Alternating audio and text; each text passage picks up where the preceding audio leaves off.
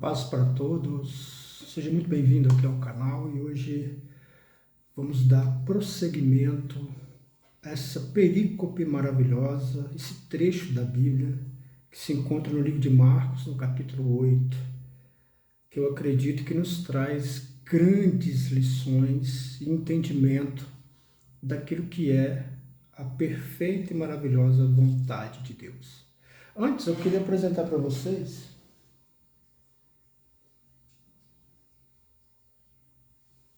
olha que fofura, olha que coisa maravilhosa. É a Dalila. A palavra Dalila significa delicada, que é exatamente essa cachorrinha linda, é extremamente delicada. Então vamos lá, para as nossas lições. Então o texto diz assim: então chegaram a Betsaída e lhe trouxeram um cego, rogando-lhe que lhe tocasse. Então aqui estamos naquela sequência, né, onde Jesus estava na região dos gentios e agora ele volta, né, para a região dos judeus e ele se depara com um cego. E essa história aqui, ela apresenta algumas coisas diferentes que a gente não está acostumado a ouvir diante de todo o relato, né, do poder, da maravilhosa, da majestade, do milagre tão perfeito, tão maravilhoso que Jesus tenha feito até aqui. A gente não consegue entender por que há essa narrativa, porque parece que não casa muito com Jesus, o Deus vivo, o Deus que cura.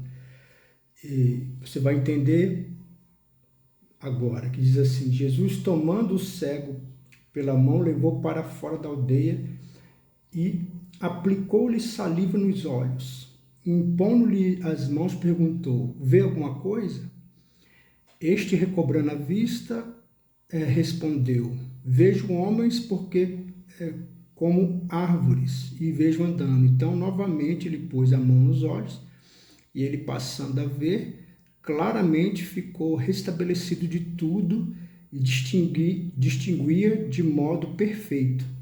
E mandou Jesus embora para casa, recomendando-lhe que não entres na aldeia. Então, é uma narrativa esquisita, porque até então você vê um Jesus que cura, toca, fala e simplesmente o milagre acontece. Aqui não, aqui a coisa parece que foi muito problemática, a coisa parece que não andou, mas nós estamos falando aqui de um Deus todo-poderoso que criou os céus e a terra, que não há limites para o seu poder.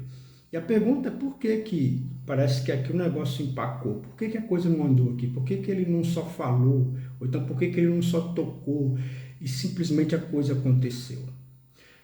Isso não aconteceu dessa forma como nós estamos acostumados quando você está lendo a leitura de Marcos, pelo mesmo motivo de Deus ter feito o mundo em 7 dias. A pergunta é: Deus fez o mundo em 7 dias, mas a pergunta fica ele não podia ter feito assim? Um piscar de olhos ou um estalar de dedos? Por que demorou 7? E por que 7? Por que não 15? Por que não um mês?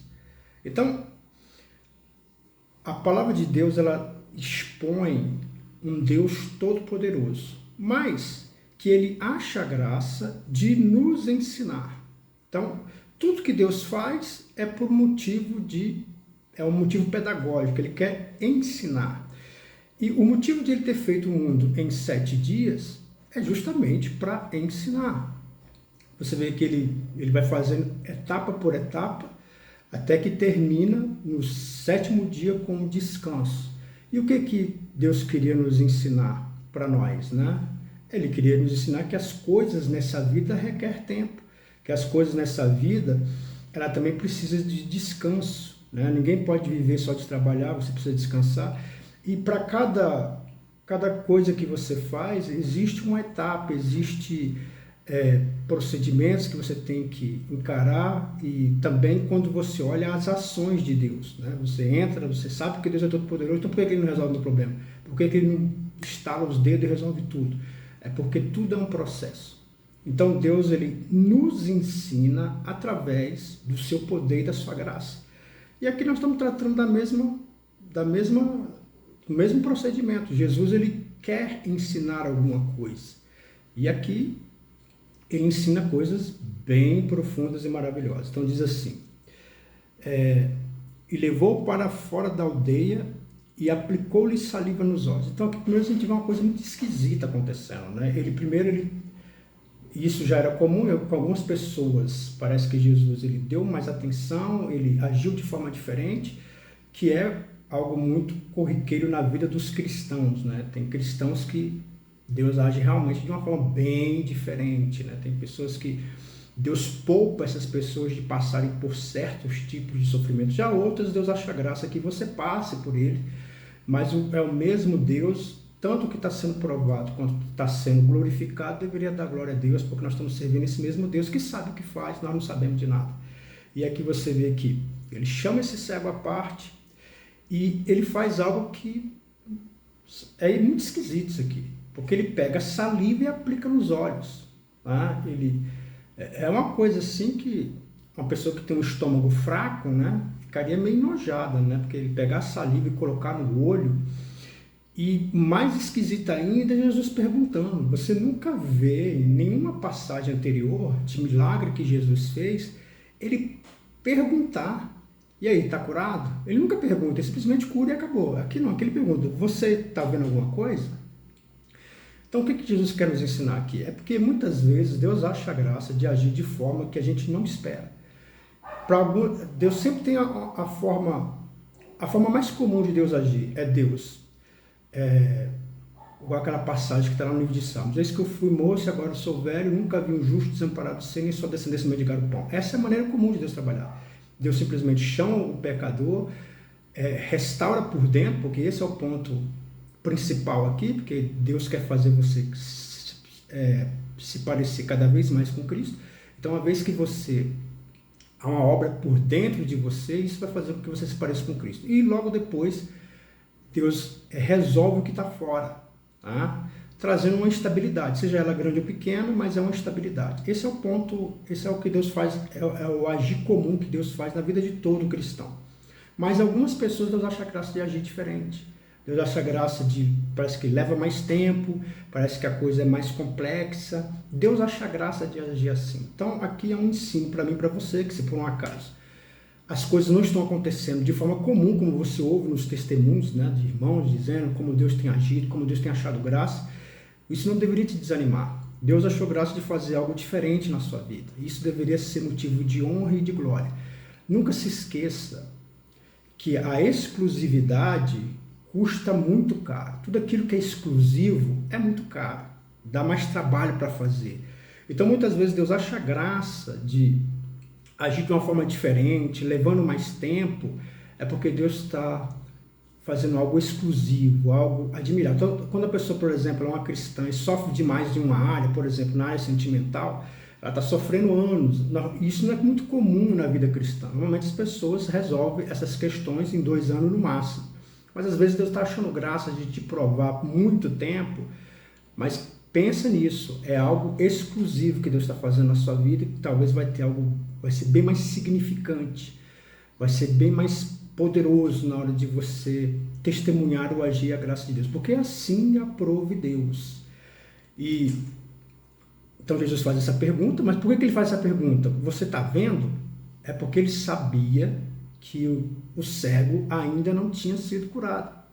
Muitas vezes Jesus está na minha vida, está andando na sua vida, a gente faz tantas petições, a gente quer tanto agir de Deus, mas parece que às vezes não é suficiente ele estar na nossa vida, porque parece que as coisas não andam. Na vida de alguns, então, parece que a coisa faz desandar, porque você está andando com Cristo e as coisas não acontecem, pelo contrário, você começa a sofrer perdas, mas o ponto nessa passagem aqui, que nos traz um grande ensinamento, é que ainda assim você deveria esperar mais um pouco.